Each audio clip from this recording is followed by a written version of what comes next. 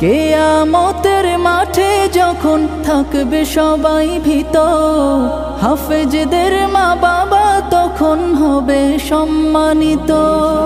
কিয়ামতের মাঠে যখন থাকবে সবাই ভীত, হাফেজদের মা বাবা তখন হবে সম্মানিত। তাদের